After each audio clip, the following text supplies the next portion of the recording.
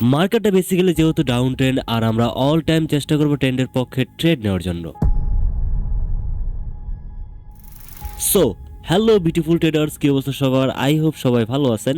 বরাবরের মতো নতুন একটা ভিডিও নিয়ে হাজির হয়ে গেলাম আমি, যেখানে আমি লাইভ কিছু ট্রেড নেব, আর আমি আপনাদেরকে এক্সপ্লেন করে দেবো যে আমি কোন কারণে ট্রেড নিতেছি, কোন লজিকে ট্রেড নিতেছি, আর কোন সেট আপে ট্রেড নিতেছি। ওকে, আর কথা না বাড়িয়ে আমরা মূল ট্রেডিংয়ের দিকে চলে যাই।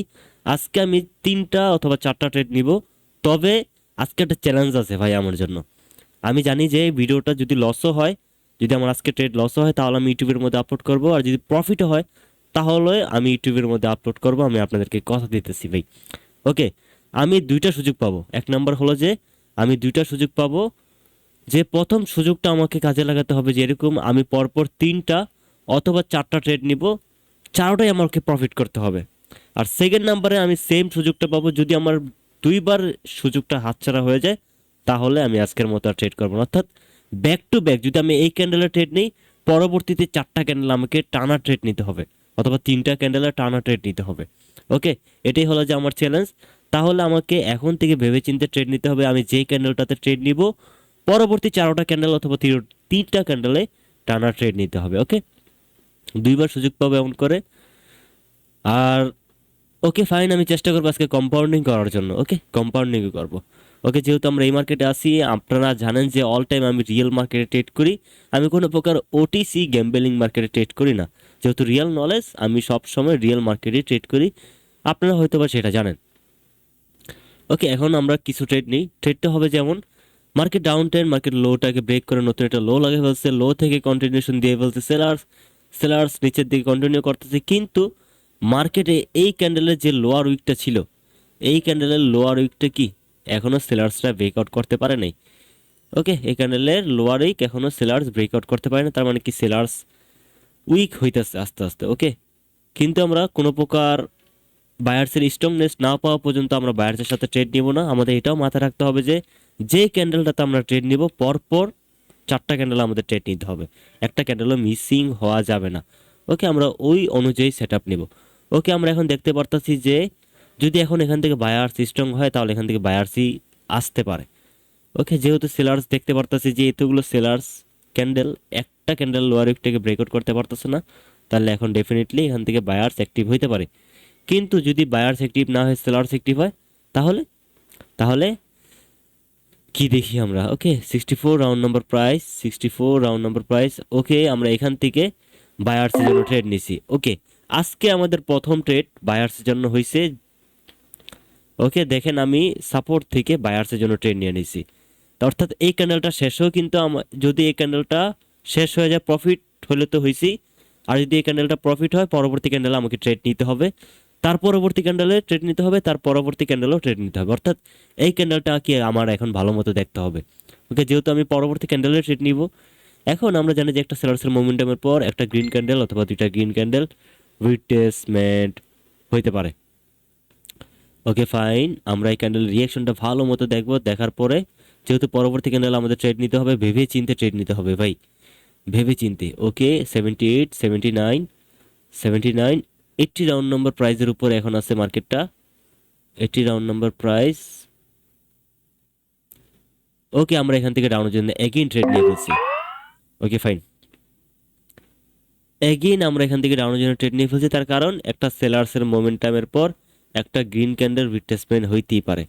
ওকে, দুইটার রিট্রেসমেন্ট ক্যান্ডেল হইতে পারে, কিন্তু আমরা এই ক্যান্ডেলের ক্লোজিংয়ে, এই ক্যান্ডেলের রিয়াকশনে আমরা ডাউনের জন্য এন্ট্রি পাওয়ার অথবা ট্রেড নেওয়ার সুযোগ পাইছি। তার কারণে আমরা এখান থেকে ডাউনের জন্যই ট্রেড নিয়ে ফেলছি। তো দেখি যে আমাদের ট্রেডটা প্রফিট হয় নাকি লস হয়। ট্রেড তো ভাই লসই চলতেছে। ওকে, ট্রেড লসই চলতেছে। আমার এখানে কম্পাউন্ডিং করার কথাও ছিল, কিন্তু এত কিছু মনে ছিল না ভাই, এত কিছু মাথায় ছিল না, যেহেতু পরপর ক্যান্ডেল ট্রেড করতে হইতেছে। ওকে, আমার এটা যদি লস হয়ে যায়, লাস্ট একটা সুযোগ থাকবে পরপর ক্যান্ডেলে আমার প্রফিট করার। মানে আজকে একটা চ্যালেঞ্জ নিলাম আর কি আমি। ওকে, যদি হেরে যাই তাহলে তো হেরে গেলাম, আর যদি প্রফিট হয় তাহলে তো হলোই। ভিডিও ইউটিউবে আপলোড করবো ভাই। ওকে, আমার ট্রেড লস হয়ে গেছে, এগিন ট্রেড লস হয়ে গেছে। লাস্ট একটা সুযোগ আছে আমার, এই লাস্ট একটা সুযোগের মধ্যে আমাকে পরপর 3টা অথবা 4টা ক্যান্ডেলে ট্রেড করে ব্যাক টু ব্যাক প্রফিট করতে হবে। ওকে, আমি মার্কেটটা আবার অ্যানালাইসিস করে মার্কেটের লোয়ার হাই প্রাইস ব্রেকআউট করে ফেলছে এই ক্যান্ডেলটা। তার মানে এখন এখান থেকে সেলার্স ডেফিনেটলি অ্যাক্টিভ হইতে পারে, ডেফিনেটলি না, হইতে পারে, অ্যাক্টিভ হইতে পারে।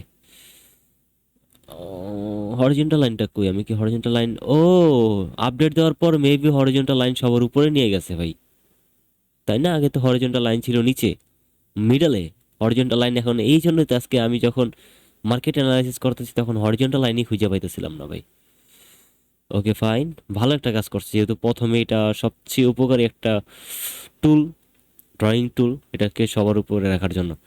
ওকে, আমরা অপরচুনিটি খুঁজবো, অপরচুনিটি খুঁজে আমরা এখান থেকে ট্রেড নিব ভাই, ট্রেড নিতে হবে।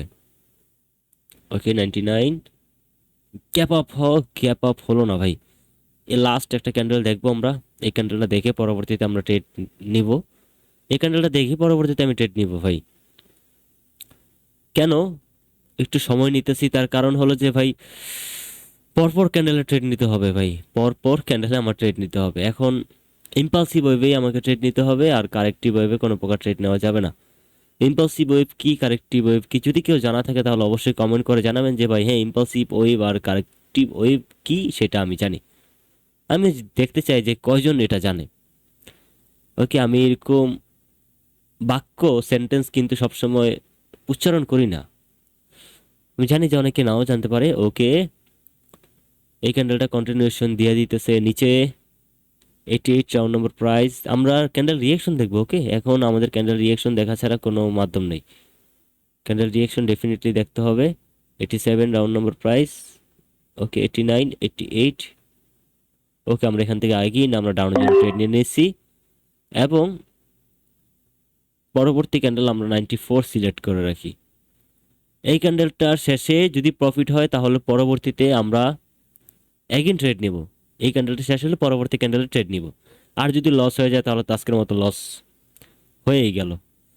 ওকে, ভিডিও ইউটিউবে আপলোড করা হবে ভাই, সবসময় তো আপনারা আমার প্রফিট দেখেন, আজকে হয়তো বা দেখতে পারবেন আমি প্রফিট করি সবসময় নাকি লস করি। ক্যান্ডেলটা আমাদের প্রফিটে চলতেছে, এখন এই ক্যান্ডেলটা আমাদের প্রেডিকশন করে পরবর্তী ক্যান্ডেলে কোন দিকে ট্রেড নিব আমাদের সেটাও মাথায় রাখতে হবে। তবে আমি মাথায় রেখে দিছি যে পরবর্তী ক্যান্ডেল আমি ডাউনের দিকে ট্রেড নিব।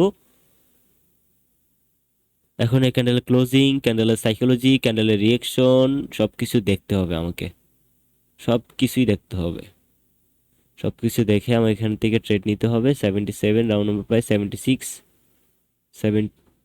ওকে ওকে ওকে, একটু ওয়েট, এই ক্যান্ডেলটার একটু সন্ন্যার ভাই, এই ক্যান্ডেলটার ওপেনিং হয়েছে, এই ক্যান্ডেলটা ক্লোজিং হয়েছে কততে, 74, 74, 74। এখান থেকে যেহেতু 30 সেকেন্ড এখনো টাইম আছে, এখান থেকে আমি ডাউনের জন্য ট্রেড নিয়ে ফেলছি এই ক্যান্ডেলটাতে, এই ক্যান্ডেলটাতে ডাউনের জন্য ট্রেড নিয়ে ফেলছি, তার কারণ 75 রাউন্ড নম্বর প্রাইজের নিচে ক্যান্ডেলটা ক্লোজিং দিছে।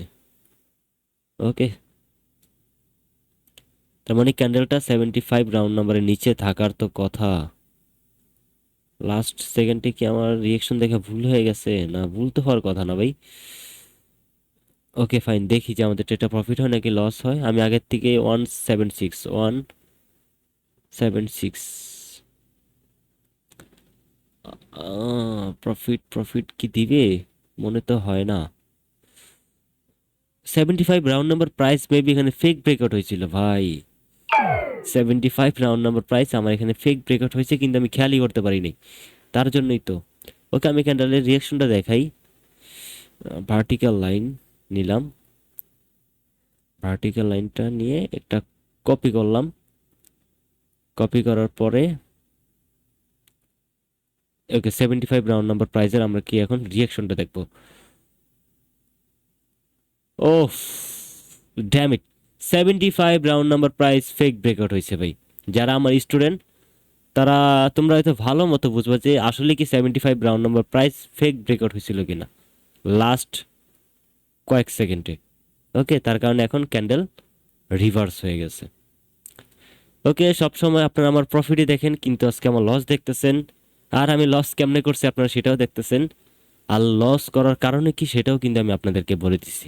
ওকে, তো আজকের মতো ভিডিওটা এ পর্যন্তই। জানি না যে এটা কি ভিডিও হয়েছে, ভিডিওটা ইউটিউবে আপলোড করলে কোনো কেউ দেখবে কিনা জানি না, তারপর ভিডিওটা আপলোড করলাম।